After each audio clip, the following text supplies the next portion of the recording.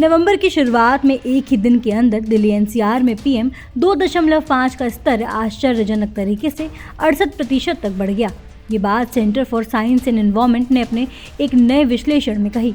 विश्लेषण में कहा गया है कि ये प्रदूषण अति गंभीर स्थिति को दर्शाता है। CSE का कहना है कि इस गंभीर स्थिति के बाद दिल्ली और NCR में प्रदूषण के सभी प्रमुख स्रोतों जैसे वाहन, उद्योग, बिजली संयंत्र, अपशिष्ट जलाने और ठोस ईंधन आदि पर गंभीर कार्यवाही की जरूरत है। यही नहीं, पिछले साल के मुकाबले इस साल अक्टूबर के पहले हफ्ते में ही दिल्ली में NO2 भी औसतन 7% बढ़ गया है। CSE के मुताबिक इन तमाम प्रदूषण से निपटने के लिए सरकार की ओर से केवल आपातकालीन कार्यवाही ही पर्याप्त नहीं होगी, बल्कि इसे खत्म करने के लिए एक नियोजित कार्यक्रम और उसके बुनियादी ढांचों पर कार्यवाही की जरूरत है। दिल्ली में प्रदूषण की गंभीर स्थिति को देखते हुए वायु गुणवत्ता प्रबंधन आयोग यानी CAQM ने राष्ट्रीय राजधानी क्षेत्र में ग्रैप यानी ग्रेडेड रिस्पॉन्स एक्शन प्लान का चौथा चरण लागू कर दिया है।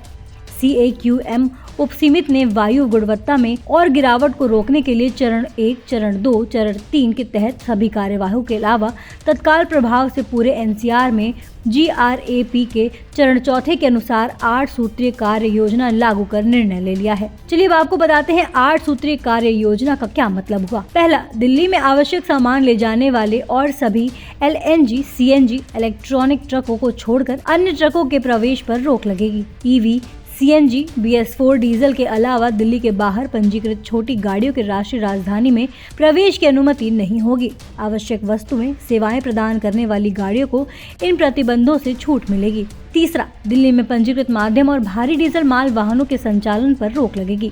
आवश्यक वस्तुएं, सेवाएं प्रदान करने वाले वाहनों को इसमें छूट मिलेगी। चौथा, राजमार्गों, सड़कों, flyover, overbridge, power transmission lines, pipelines जैसी सार्वजनिक परियोजनाओं में भी निर्माण होगा और विध्वंस गतिविधियों पर प्रतिबंध लगेगा। पांचवा, NCR की राज्य सरकारें और दिल्ली सरकार 6वीं, 9वीं और 11वीं कक्षा की फिजिकल क्लासेस बंद करने पर फैसला ले सकती है और ऑनलाइन मोड में क्लासेस चला सकती है। छठा, NCR राज्य सरकारें, दिल्ली सरकारें सार्वजनिक और निजी कार्यालयों में 50% उपस्थिति के साथ काम करने और बाकी कर्मचारियों को वर्क फ्रॉम होम देने पर निर्णय ले सकती है। सातवां, केंद्र सरकार अपने कार्यालय में कर्मचारियों के लिए घर से काम करने की अनुमति देने पर उचित निर्णय ले सकती है। आठवां, राज्य सरकारें अतिरिक्त आपातकालीन उपायों पर विचार कर सकती है, जिनमें कॉलेज, शैक्षिक संस्थान और गैर आपातकालीन वाणिज्यिक संस्थानों को बंद करना शामिल है।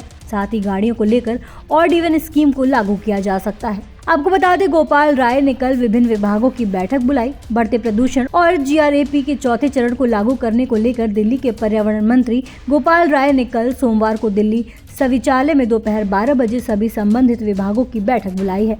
इस बैठक में transport, education, MCD, NDMC, DCB, राजस्व, दिल्ली पुलिस, दिल्ली प्रदूषण नियंत्रण समिति के अधिकारी शामिल होंगे। CAQM की वही अपील है कि जरूरत न हो तो बाहर न निकलें। CAQM ने NCR के नागरिकों से GRAP को लागू करने में सहयोग करने की अपील की है और कहा कि बच्चे, बुजुर्ग और सांस, हृदय, मस्तिष्क संबंधी या अन्य पुरानी बीमारियों वाले लोग बाहरी गतिविधियों से बचें और जितना संभव हो घर के अंदर रहें। केंद्रीय प्रदूषण नियंत्रण बोर्ड यानी CPCB द्वारा उपलब्ध कराए गए डेली AQI बुलेटिन के अनुसार दिल्ली का औसत वायु गुणवत्ता सूचकांक यानी AQI रविवार को 454 दर्ज किया गया। ऐसे ही देश दुनिया की तमाम अपडेट्स के लिए देखते रहें समय डिजिटल।